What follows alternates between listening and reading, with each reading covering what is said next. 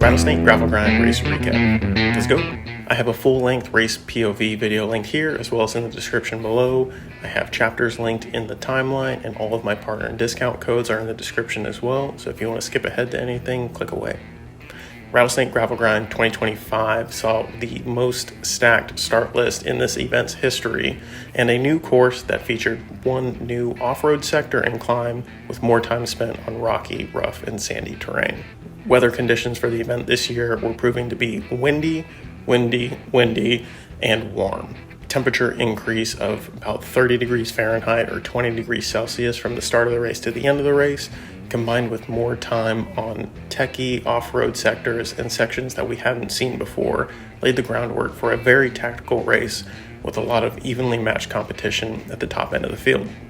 The pro men and the pro women racing the long course are competing for a $1,000 cash prize to the winner only, and this is shown to bring out an increasing level of talent year over year. On the men's side, we had all of the Texas gravel talent, too many names to list, and there were several hitters from out of the state, including last year's winner Joe Laverick, last year's second place finisher Chris Melman, and Florida powerhouse Justin Bold. Course-wise, we're looking at a little over 100 miles, 166 kilometers, with about 4,000 feet of elevation gain and 1,100 meters. This, combined with a total of 4 main climbs on the course this year, set up for some dynamic racing all around. Bike-wise, I was running the 2025 State Carbon All-Road V2 with 29 by 2.0 inch tires. I had an insert in the rear, SRAM Red Explorer 1 by 13 speed drivetrain with the 48 tooth chainring up front, the 10 to 46 tooth cassette in the rear, Moosepack's race day saddlebag on the saddle, Moosepack's top tube bag on top of the top tube, as well as a hydration pack and 2 bottles on the frame. I thought this setup was absolutely perfect for the course conditions this year, as the fast rolling 2.0 gave me enough speed on the tame sections of gravel and the road sections that came at key points, while still allowing enough traction and safety in the technical off-road sectors to hit them at the speed that I needed to be in competition all day long. I had 0 issues mechanically, no flats this year, nothing. There wasn't a single point on the race where I was worried about anything. I was actually able to use this setup for my advantage later on in the race. Race-wise, we hit the first climb about 30 minutes into the race, and this is where the real racing kicks off. It's a steep pitch that goes from gravel to pavement and then back to gravel, and having a separator like this early on allows the folks that are really going to be in contention for the win to give it some gas and create some separation. There were a couple efforts at the bottom of the climb, and I sat on the front for a little bit, giving a little bit of an effort to keep the pace high, but then was counterattacked by Joe Laverick, who ended up going over the top of the climb with about 5 riders. Joe did create the first separation here, and I ended up just a few seconds behind in a chase group with about 4 or 5 other riders, and our little group ended up catching up with Joe about 10 minutes later. The first 2 minutes of this climb section did require an average power of 549 watts, and this 10 minutes of chasing was about an average power of 400 right at the beginning of the race.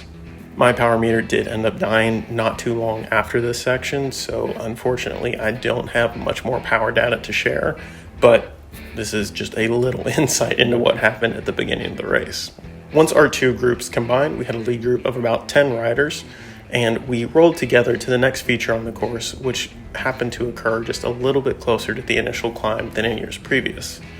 This new feature is a climb that's on private land that no one had ridden previously, and it looked like there was a pretty long section of off-road that would be on this private land that I guesstimated to be pretty rough and not ridden, just because it's on private land and doesn't get much access all year long. This proved to be the case, and we ended up actually taking a few wrong turns just by there not being any course markings as per the race design. We did have the courses, but when we're turning onto roads and paths that don't have much traffic, it's a little bit hard to figure out where we're going. It made a wrong turn or 2 here, but that's part of racing. There were a few efforts made in this section, and I made a point to be on the riders that I thought were really dangerous in this race, because this is a section that's close enough to the first climb where we could break up whatever part of the lead group we had at that point. Unfortunately, some of these efforts were nullified by a few of the gates still being closed at the time we went through, but again, that's part of racing in Texas, and I thought it was a little bit fun. We did neutralize ourselves over the first gate hop, Second gate hop was a little less than neutral, and this did whittle our lead group of 10 riders down to 6, including me, Joe Laverick, Chris Melman, Hayden Christian, Justin Bold, and Beckham Drake. This 6-person lead group would end up rolling together a little bit more smoothly, but I don't know, there were sections at time where we were getting a little feisty, and we would roll together for the next little bit to the southernmost part of the course that was pretty twisty and really prime for crosswind section. I ended up making a really big tactical mistake here that is, in hindsight, really ridiculous. Through this kind of twisty section, it's flat and windy, but Hayden put in a little bit of an effort through one of the,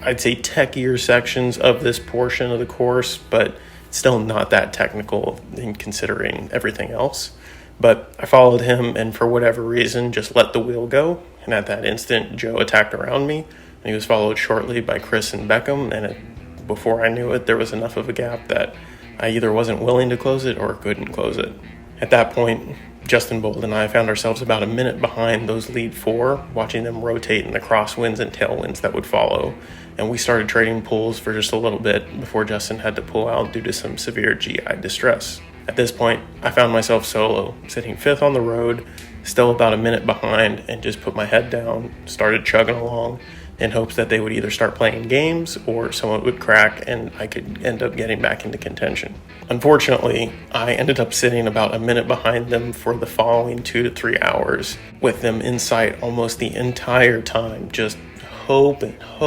that there would be a chance for me to make it up into that lead group again and be in contention for the win. In hindsight, I definitely shouldn't have let that wheel go, and I should have made the effort in that windy section to stay with those leaders, but it is also nice to see that I have both the fitness and bike setup to be able to match the pace and keep this gap at a similar distance for so long all on my own.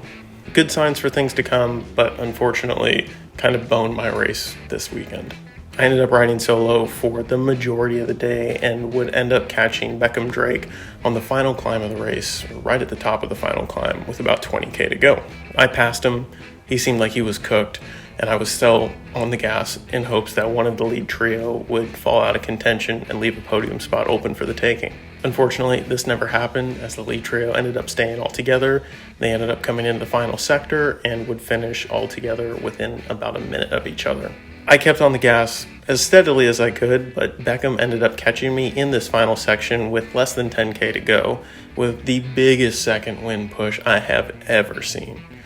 He ended up passing me here, and I quickly caught on his wheel, and he did try to put in a few efforts to distance me, but I noticed he really only had the legs for short durations and couldn't quite sustain any sort of gap he would create. Beckham and I were racing for 4th, and I was preparing myself for one final attack to try and save as much as I could on this race day. I did attack Beckham right before the final techie, sketchy gravel descent on the course, and I was able to get enough of a gap of him here thanks to some course recon and somewhat knowing the lines, and was able to hold him off in about 1 mile of road leading into the finish, finishing 4th on the day. All in all, not the result I was hoping for, but good to see I have the fitness that I was hoping to have at this point in the year. Nutrition-wise, this was something I really wanted to make sure I had dialed for the race and was happy to see that I got it set up. I wanted to make sure my nutrition plan was dialed and as close to what I'm going to be doing in some of the bigger races later this year, and I thought this was a good opportunity to test what I wanted to do. I was planning to consume about 120 grams of carbohydrate per hour, but I noticed at the beginning of the race that my blood sugar was higher than I anticipated, so I ended up having to take my pump out to give a little bit of insulin mid-race. I am partnered with Flow Formulas this year, and their hydration and gel mixes both act very predictably, so it's pretty easy for me to make mid-race decisions and dose on insulin and still be able to consume the amount of carbohydrate I need at the same time. I ended up having 2 750 ml bottles full of Flow Formulas mix, a 2-liter hydration pack full of Flow Formulas mix, as well as 2 250 ml gel flasks full of the Flow Formulas gel mix. This amounted to a total of 660 grams of carbohydrates, or about 125 grams of carb per hour. For me, this nutrition setup was absolutely perfect, as I experienced no GI distress before, during, or after the race, and I was able to stay on the gas all day long, even as the temperatures increased and I was all on my own. All in all, definitely not the result I was hoping for this weekend, but a good, very good, hard race day effort in the legs, on the equipment, and on the nutrition, and pretty much everything except my own tactical brain worked about as perfect as it could have. Hindsight, we definitely should have given it the gas when we needed to give it the gas, but that is something to learn and something to work on for next week. Next big race on the calendar is the Sea Otter gravel event, but we might have a few Texas local races to sneak into the calendar before then. Thanks for watching. See you all at the next one.